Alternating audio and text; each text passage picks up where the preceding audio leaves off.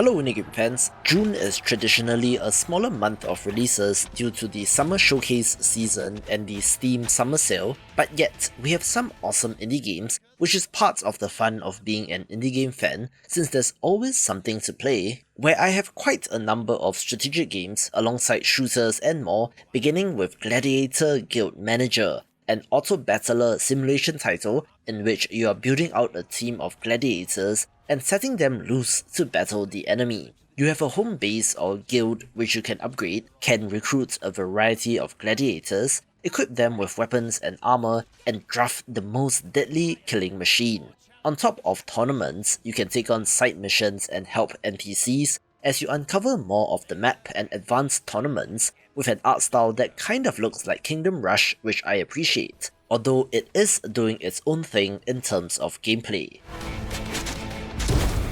Ever since Unreal Engine 5 was made available to game developers, we have been seeing teasers of ultra-realistic looking games, which, if you were not paying attention or just scrolled past it on a newsfeed, might just look like real-world footage, and that is pretty much the gimmick of Bodycam, a first-person shooter from the perspective of a body cam placed on the player character. As such, there is an uncanny valley/disconcerting feel to the game, since how many horrible bodycam videos have you seen, and add to that the fact that on default, the guns in this game are really loud and you have perhaps an intentionally up experience. This is a multiplayer only first person shooter in which two teams shoot each other to death, although if you thought that complaints about video games causing gun violence was bad, things might just get much worse with how this game looks. Apparently, this is from a two-person team out of France, with the developers being aged 17 and 20, and based on sales figures, they might just be set for life, and it's impressive that they managed to get their game out to market first.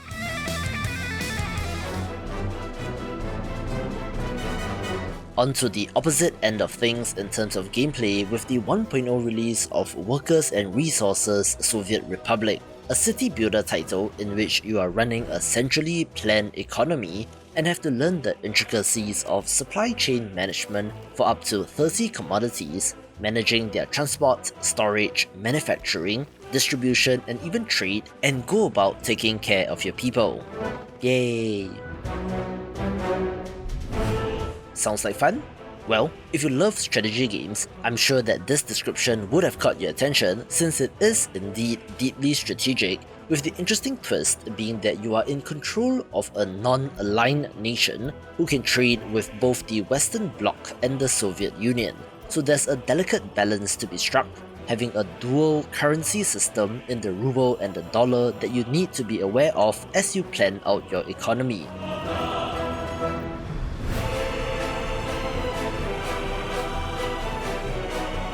I'm probably not the best person to explain this game since it has way too many systems to cover, with people saying that this game stretches more of that factorial itch in having to optimize everything as compared to a more straightforward city builder like Cities Skylines, so if that sounds like fun to you, this is the title to get.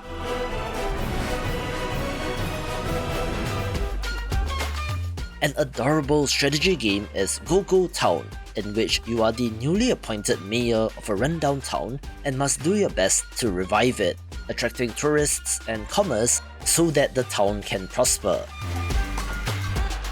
You are doing so by building new shops, cleaning up the junk, and building more infrastructure while hiring staff to man the shops, with it having quite the compelling gameplay loop, made even better with co-op, and things do get weird and interesting since you will get aliens and anthropomorphic animals in town, but overall it's quite the cozy game.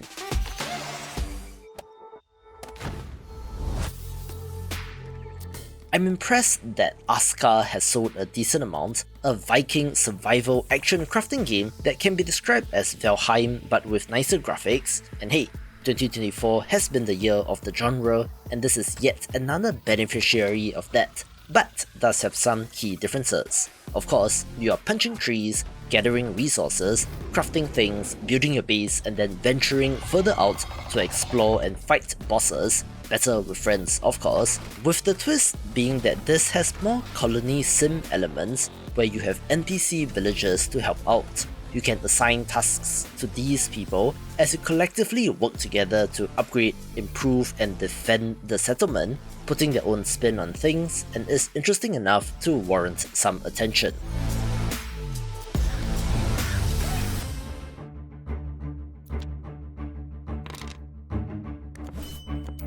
A game which I had in my summer showcase is Dice and Fold, and I'm happy to see it being successful, a roguelite card-based dungeon crawler whose closest comparison would be Dicey Dungeons in my opinion, in which you are rolling dice, slotting them into your heroes in order to activate their abilities to destroy your enemies. This has 20 plus playable classes, so there are synergies and strategy with regards to party composition, and has roguelite style upgrades in between stages in the form of items. There's also meta progression in between runs as you unlock permanent upgrades, so if you love the genre, pick this one up.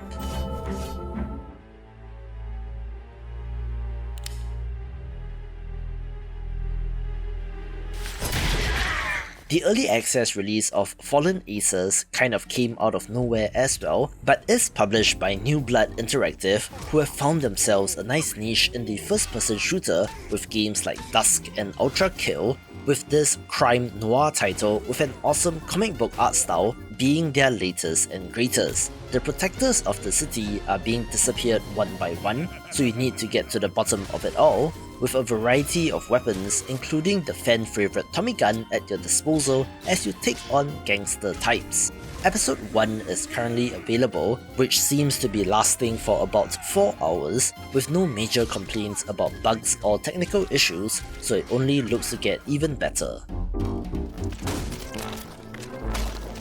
Another notable release out of early access is Empires of the Undergrowth, a real-time ant colony simulation strategy game, and is especially of note since they took 8 years to get to 1.0, which is a long time, but it looks like it paid off both for long-time fans as well as new players to the game.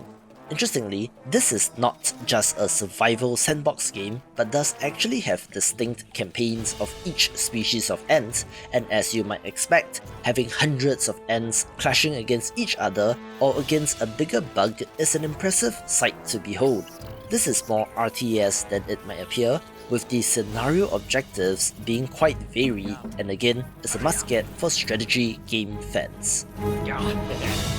Here's an adorable game which I love in Amber Word, a roguelite tower defense game that gives you random tetromino shapes to place down to build your maze so that you can most effectively destroy your enemies. I love tower defense games, and between the mazing type tower defense variant and the ones where you cannot affect the pathing of enemies, I much prefer the former, so this is my jam, with a good look and presentation, and is for fans of the genre.